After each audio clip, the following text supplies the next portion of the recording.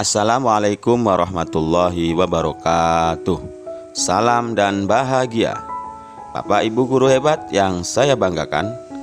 Perkenalkan, nama saya M. Sisbanani, calon guru penggerak angkatan 7 dari Kabupaten Tegal. Pada kesempatan kali ini saya akan memaparkan demonstrasi kontekstual modul 1.4 budaya positif tentang penerapan segitiga restitusi.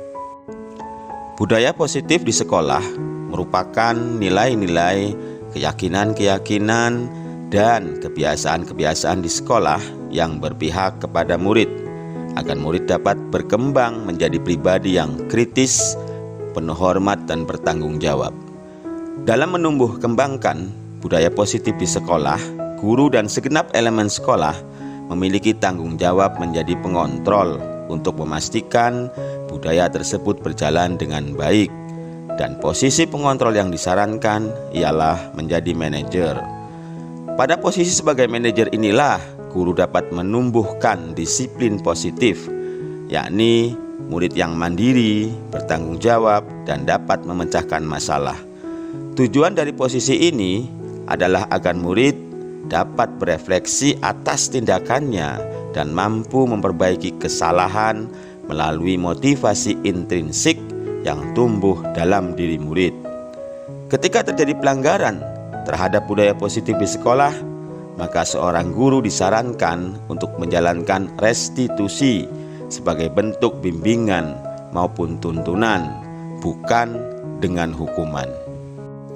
Kemudian apa yang dimaksud dengan restitusi? Restitusi adalah proses menciptakan kondisi bagi murid untuk memperbaiki kesalahan mereka, sehingga mereka bisa kembali pada kelompok mereka dengan karakter yang lebih kuat. Restitusi juga merupakan proses kolaboratif yang mengajarkan murid untuk mencari solusi atas permasalahan mereka dan membantu murid berpikir tentang orang seperti apa yang mereka inginkan dan bagaimana mereka harus memperlakukan orang lain. Dalam menjalankan restitusi, seorang guru disarankan mengambil posisi sebagai manajer dengan menjalankan segitiga restitusi. Segitiga restitusi adalah suatu proses dialog yang dijalankan oleh guru dan orang tua agar dapat menghasilkan murid yang mandiri dan bertanggung jawab. Adapun tahapan-tahapan dalam pelaksanaan segitiga restitusi adalah menstabilkan identitas, validasi tindakan yang salah, dan menanyakan keyakinan. Dalam penerapannya, tahapan segitiga restitusi, seorang guru tidak harus melakukan tahapan tersebut secara berurutan dan kaku. Berikut ini adalah contoh penerapan segitiga restitusi di sekolah. Studi kasus 1. Saya mendapatkan laporan dari murid kelas 6 bahwa vas bunga hiasan di meja guru jatuh dan pecah. Informasi yang saya dapatkan, perbuatan itu dilakukan oleh salah seorang murid yang bernama Nabita. Kemudian saya memanggilnya dan melakukan dialog bersama Nabita untuk menyelesaikan masalah tersebut dengan menerapkan segitiga restitusi. Berikut ini penerapannya. Selamat menyaksikan. Pak Guru, dengar tadi ada yang laporan bahwa vas bunga di meja guru jatuh dan pecah. Apa betul tidak? Betul Pak Guru, mohon maaf. Tadi saya sedang membersihkan meja Pak Guru yang kotor dengan kemoceng. Tapi secara tidak sengaja menyentuh vas bunga dan terjatuh. Gitu kejadiannya. Berarti Nabita berusaha membersihkan meja yang kotor, tidak sengaja memecahkan vas bunga. Setiap kita memang terkadang melakukan satu kesalahan, baik itu sengaja maupun tidak sengaja. Namun yang lebih penting adalah sekarang bagaimana Nabita untuk memperbaiki ini semua. Begini Pak Guru, saya berjanji lain kali akan lebih berhati-hati ketika membersihkan meja Pak Guru agar kejadian ini tidak terulang lagi. Bagus sekali. Artinya dalam setiap melakukan kegiatan kita harus lebih berhati-hati. Kira-kira ada lagi nggak yang ingin Nabita lakukan untuk memperbaiki ini semua? Saya akan mengganti vas bunga yang pecah tadi Pak Guru. Oh gitu. Sekali kamu Nabita, kamu sudah berusaha menjadi orang yang bertanggung jawab. Emangnya kita punya uang untuk mengembalikan pas bunga yang pecah? Insya Allah ada Pak Guru. Pas bunga itu kemarin dibeli dari uang kas sekolah dan harganya pun gak begitu mahal. Kita tahu harganya karena kebetulan pas bunga tersebut ketua kelas mengajak kita untuk membelinya dan kita punya tabungan kok di rumah untuk kemarin pas bunga yang pecah tadi. Kamu memang anak yang luar biasa. Oh ya Nabita, dulu kita pernah membuat kesepakatan kelas. Nabita masih ingat tidak dengan kesepakatan kelas yang dulu pernah kita buat? Masih ingat Pak Guru, salah satunya yaitu menjaga barang-barang yang ada di kelas kita dengan baik. Jika ada yang merusak barang di kelas kita, maka bersedia untuk menggantinya. Itu sudah menjadi kesepakatan kelas kita Pak Guru. Itu ya, berarti Nabita sudah tahu apa yang harus dilakukan sesuai dengan kesepakatan kelas yang sudah kita buat. Terus, kira-kira kapan Nabita akan menyelesaikan ini semua? Siapa Guru, sepulang sekolah ini nanti kita mampir ke pasar untuk membeli vas bunga yang baru. Kebetulan rumah kita dekat dengan pasar. Bersama kamu Nabita sudah pintar dan bertanggung jawab lagi. Kira-kira Nabita ingin menjadi seorang yang seperti apa nantinya?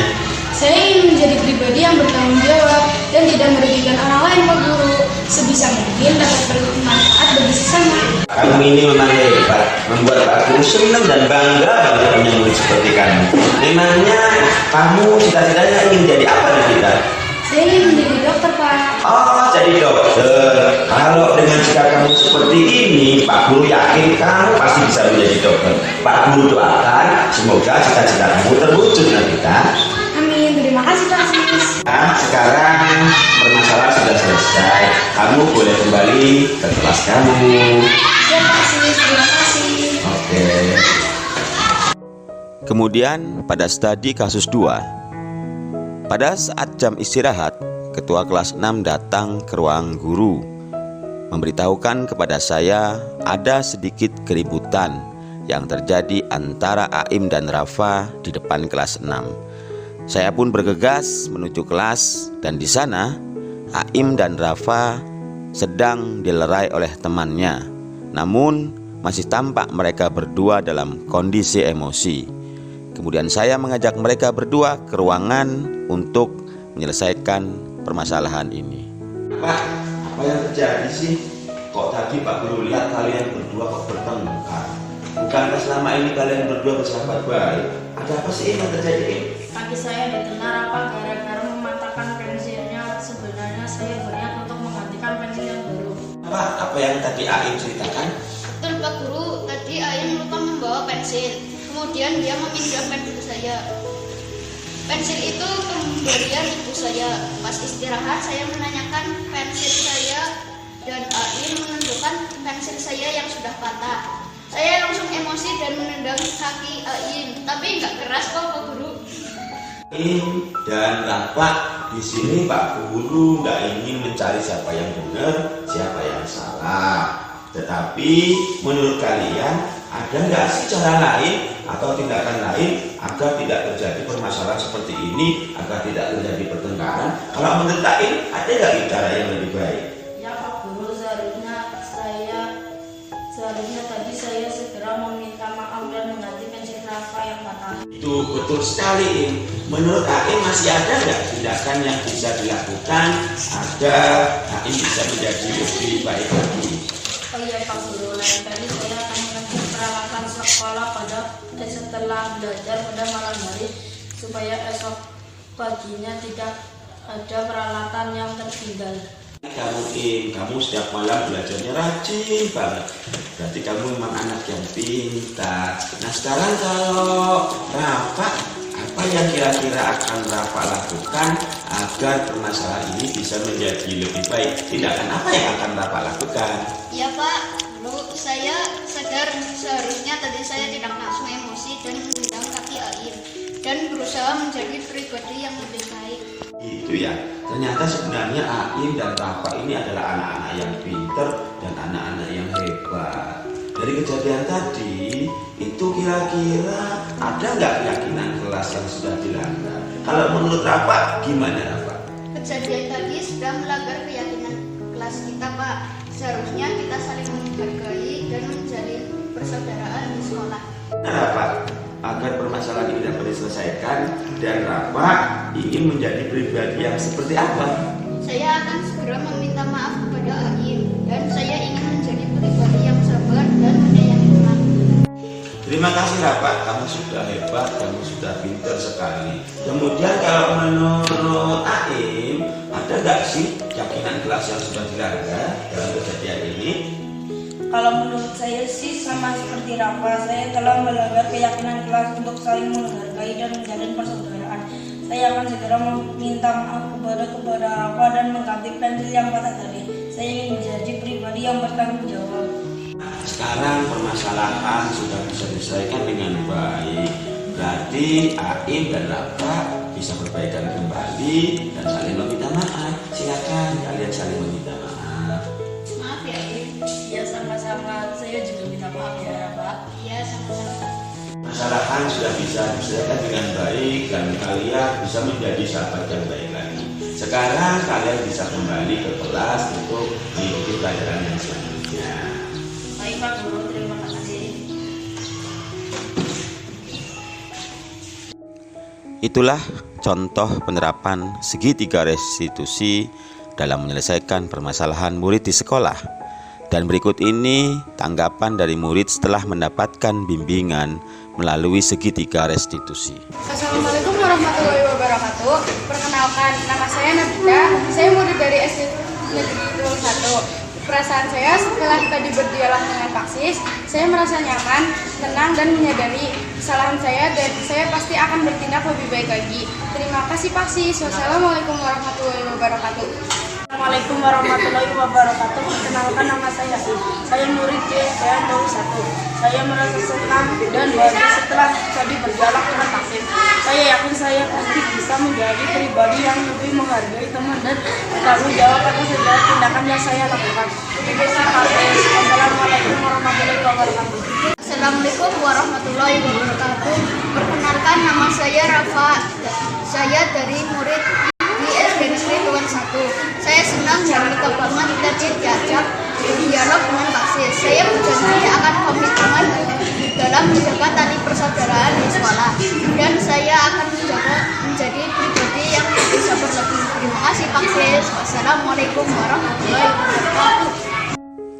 Bapak Ibu yang saya banggakan, demikianlah pemaparan saya tentang penerapan segitiga restitusi dalam menyelesaikan permasalahan murid di sekolah. Kesimpulannya bahwa restitusi pada dasarnya merupakan sebuah bentuk usaha yang dilakukan guru maupun pihak sekolah untuk menciptakan disiplin positif.